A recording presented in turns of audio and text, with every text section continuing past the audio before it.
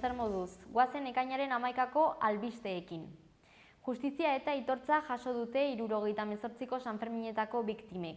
Pasa den astean, ekitaldi instituzionala egin zen Iruñean 78ko Sanferminetan izandako sarraskia gogoratu eta biktima izan zirenak aitortzeko. 40 urte eta gero egia azaleratzeko unea iritsi da. Txistulari eta gaiteroen ohiko emanaldiak Gaztelu plazara bueltatuko dira. Astearte eta ostegun guztietan izango dira Sanferminak heldu arte.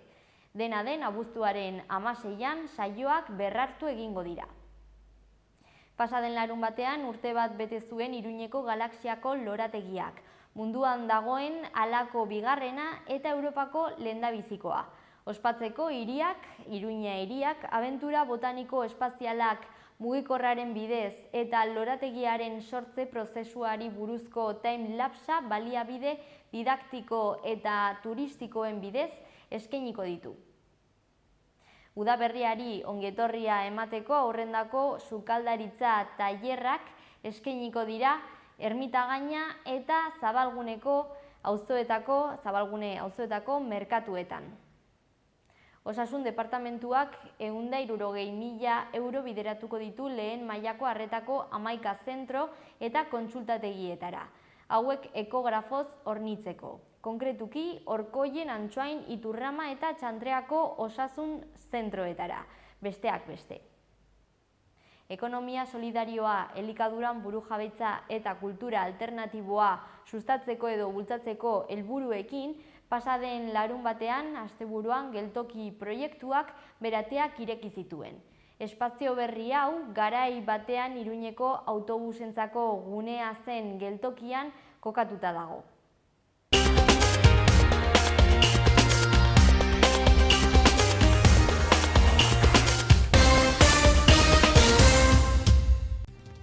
Arratsaldeon guztioi eta bihotzez, mila esker gaurko honetan gurekin batera 78ko Sanferminetatik udalak duen zorra zuzentzeko egin dugun ekitaldi honetara etortzeagatik. Ekitaldia egin zuten larunbatean 1978ko Sanferminetan izandako sarraskia gogoratu eta biktima izan zirenak aitortzeko. 40 urteren ondoren iritsi zaie egia azaleratzeko unea. Zerk nork zergatik 3 galdera hoiek izan ziren Gaiarre antzokiko eszenatokian proiektatuta. Lehenengo erantzunak eman zituzten larunbateko ekitaldian. 40 urte behar izan dira egia aurkitzen hasteko. 1978ko Sanferminetan gertatutakoa ikertzen ari den aditu taldearekin batera egin zuten ekitaldia Iruñako udaleko ordezkariek. Uztailaren 8 hartan Iruñan bizitako gogoratzeko bala eta sirena soinuak entzun ziren antzokian. 100 proiektil, 5.000 gomazko pilota eta negar egiteko 2.000 bote. Gaueko 10:20 minutu ziren Germán Rodríguezi tiro batek hil zuenean. Carlos Hirugarren eta Aurreaga kale artean izan zen hilketa hura. Gertakari haiek izan ondoren udalak duen ardura orain arte hartu gabekoa zuzentzera dator orain ekitaldi honen bidez.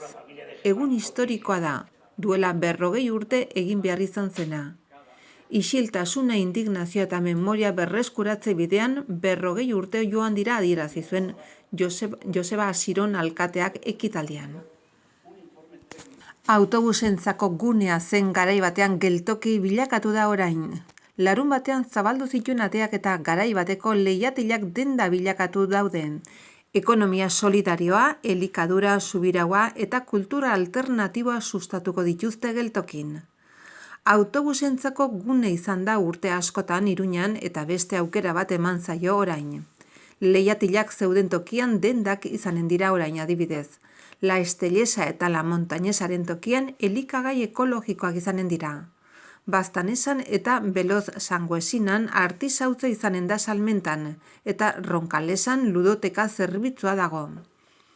Larun batean zabaldu zituen atea geltokik, aukera asko daude bestelako ekonomia batean parte hartu nahi dutenarentzat. Ekonomia solidarioa bultzatu eta sustatu nahi dituzte. Osasun bideak 160.000 euro bideratu ditu aurten 11 ekograforen erosketarako. Egun abian dagoen esleipen prozesua bukatu ondoren, ekografak Nafarroan zehar banatutako osasun zentro eta konsultategietan instalatzen hasiko dira datozen hilabeteotan. Hauexek dira ekografo berriak hartuko dituzten osasun zentro eta konsultategiak. Lesaka Garez, Erriberria Goiz, Irurtzun, Orkoien, Ansoain, Iruñeko osasun eremuari, Nafarroko iparraldea eta ekialdea dagozkion Iturrama eta Txantreako osasun zentroak eta Lizarrako osasun eremuari dagozkion Antzin eta Losarkosekoak. 11 aparatu hauei 2015az geroztik erositako 35 ekografoak gaineratu behar zaizkie. Iruñako osasun eremuan hauexek dira ekipamendu hori duten zentroak: Uarte, Berriozar, Burlata, Noain, Sarriguren, Atarrabia, Zizur, Mutiloa, Donestebe, Zangoza, Zaraitzu, Artaxoa, Larraga, Alsasu, Barañain, Kaskante, Azkoien, Tafalla eta Iruñako Mendillorri, Donibane, San Jorge, Ermitagaina, Buztintxuri, Arrotxapea, Azpilagaina, Bigarren Zabalgunea eta Milagrosa auzoetakoak. Lizarrako osasun eremuan hauexek dira ekografoa duten osasun zentro eta konsultategiak: Gallo, Lizarra, Lodosa eta San Adrian. Eta Tuterako osasun eremuan Tutera, Ekialdea, Zintruenigo, Korella, Buñuel eta Baltierra. Ekografoen horniketa lehen mailako arreta indartzeko planean aurreikusitako neurria da. Profesionalen erabakitzeko gaitasuna hobetzeko, hurrengo asistentzia mailarako desbideratzen orientazio doitzeko eta pazientei beharrezkoak ez diren desbideratzeak eta joan etorriak saihesteko. Aurreikuspenaren arabera 2019an osasun zentro guztiek 58 izanen dituzte ekipamentu hauek. Teknikaren menpeko froga izanik ekografia egiterakoan egileak berariazko prestakuntza izan behar du.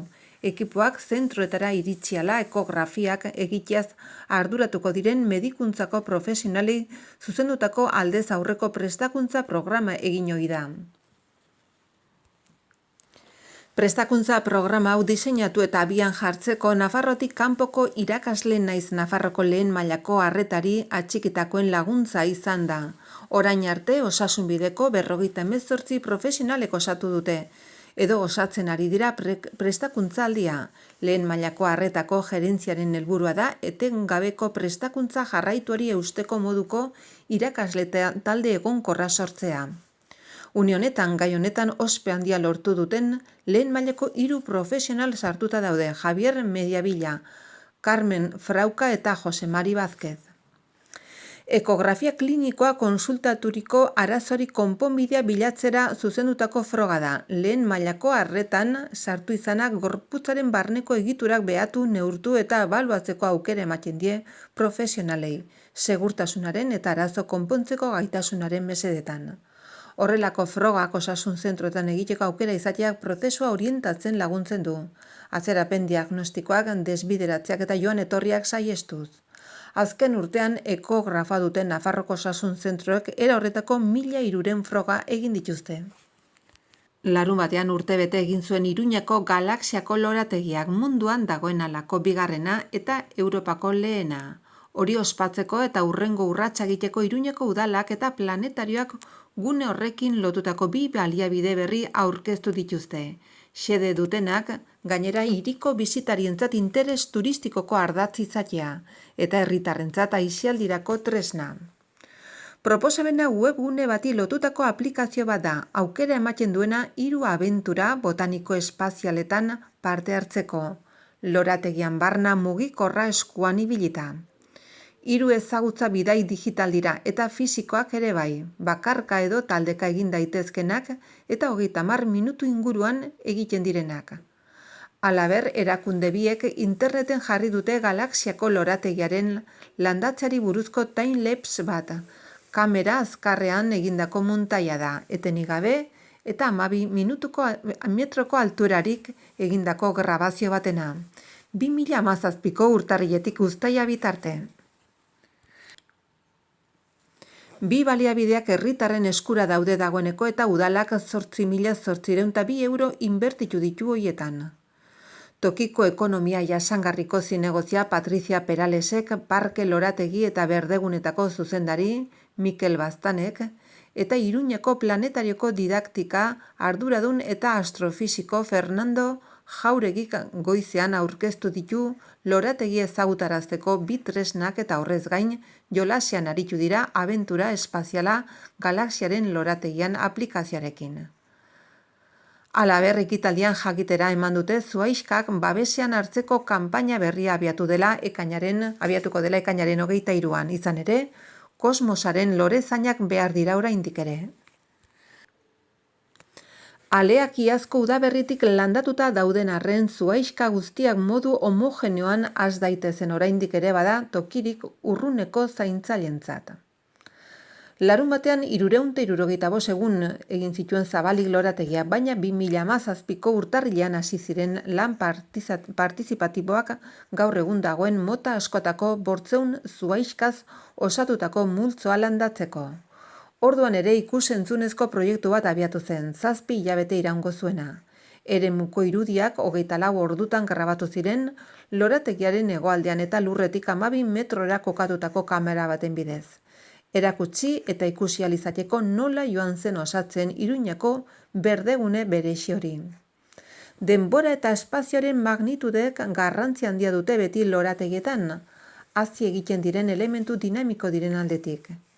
Gainera, haien itxura aldatuz joaten da urtaroekin bat hotz lurrak eguzkiaren inguruan egiten duen traslazio mugimenduaren ondorioz. Baina lorategi honek badu beste elementu bereizgarri bat denbora eta espazioarekin loturikoa.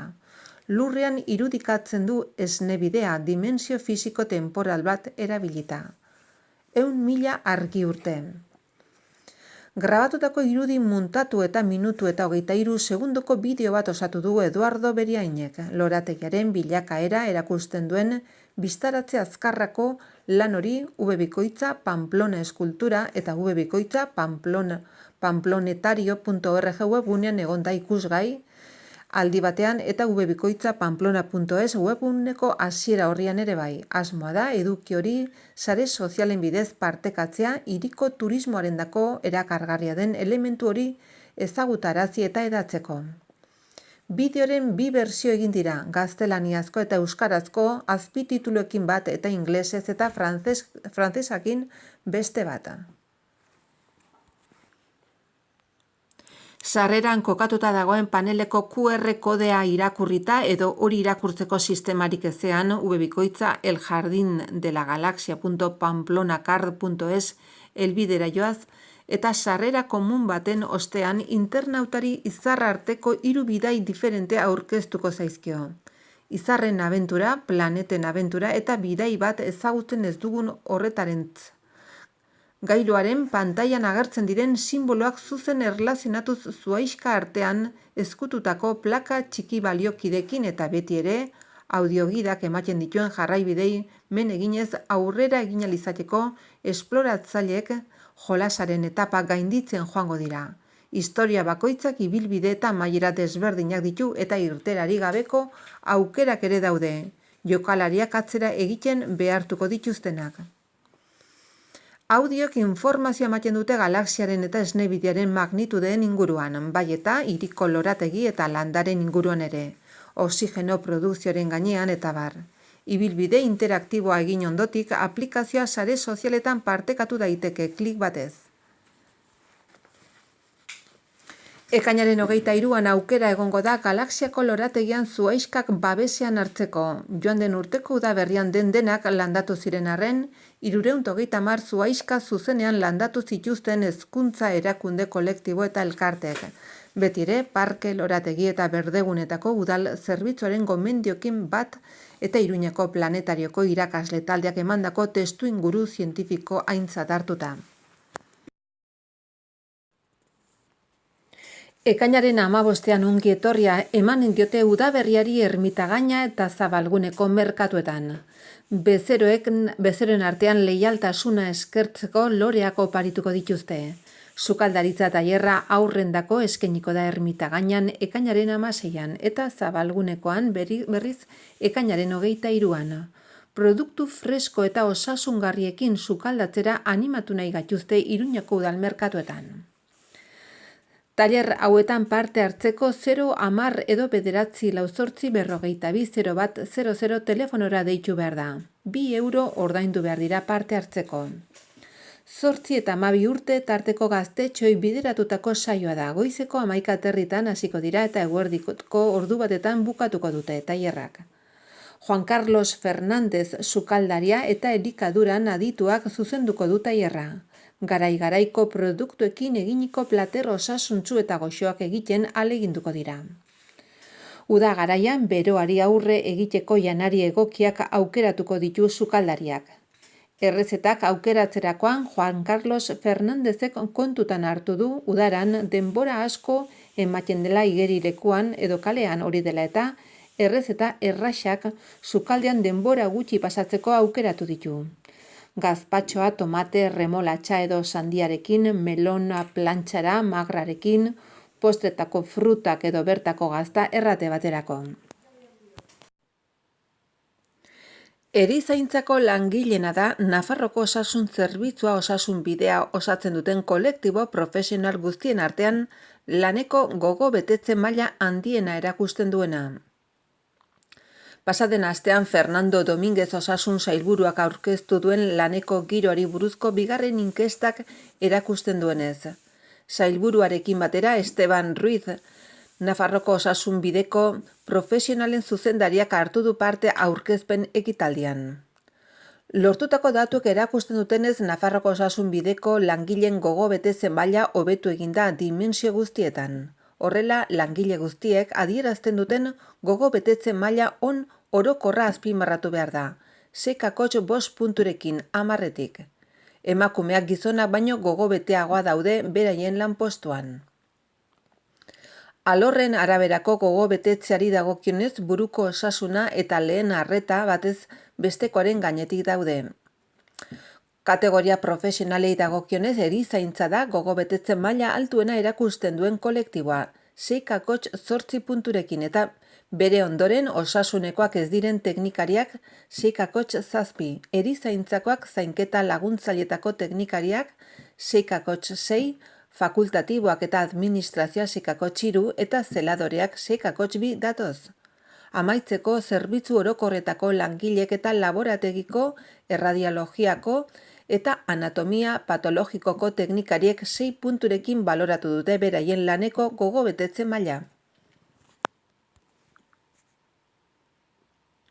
Inkesta hau pasaden otsailean eta martxoan egin zen Nafarroko osasun zerbitzuko osasun bideko zentro guztietan, eta langile guztien artean 9.385 galdetegi banatuz, guztira beteriko 3.004 inkesta jaso ziren, hau da, partaidetza 22 ingurukoa izan zen, eta erantzun zuten gehienak emakumeak izan ziren 89,7. Gizonak 19,3 izan ziren bitartean.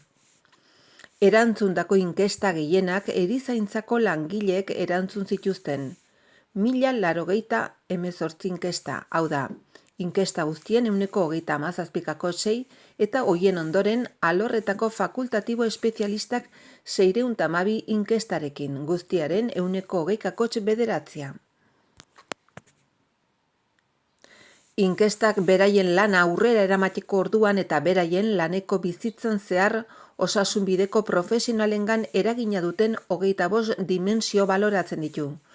Hoien artean laneko giroari, erakundearen estrategiaren eta helburuen ezagutzari, prestakuntzari, ordainketei, lidergoari buruzkoak daude.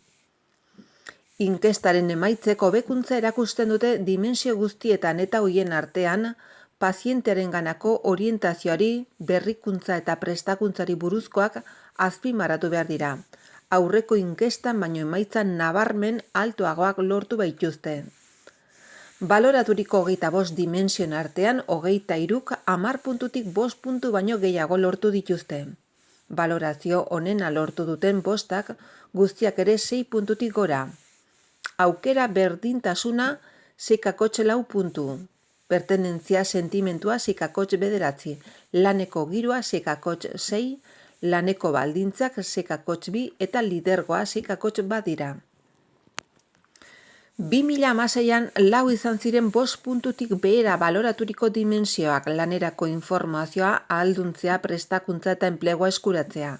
Eta aurten erdia dira eta 2 kasuetan duela 2 urteko emaitzak hobetu egin dituzte prestakuntza, 3,8 puntutik 4,6 igo baita eta enplegua eskuratzea 3,8 puntutik 4,60. Hoiek dira osasun sailak lehentasunezko helburu gisa markatu dituen hobetu beharreko 2 alorrak, beraietan jarduten jarraitzeko eta profesionalen gogo betetze handiagoa lortzeko. Langile motaren arabera, langile finkoek eta aldi baterako kontratua dutenek modu berean baloratzen dute aukera berdintasuna, 7,4 punturekin eta alde txikiak daude pertenentzia sentimentuan eta laneko giroan, biak ere 6 puntu baino gehiagorekin. Laneko baldintzei dagokionez, langile finkoek 6,4 punturekin baloratzen dituzte eta aldi baterako kontratua dutenek berriz 5,9rekin.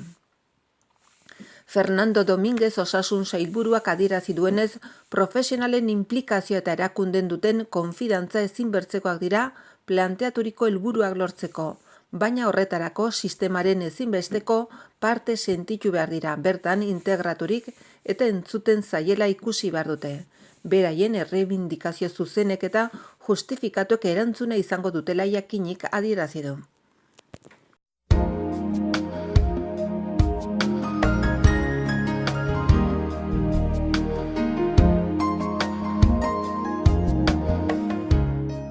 Zerua lainotxo egongo da eta noiz behinka zaparrada botako ditu, baliteke ekaitza jotzea.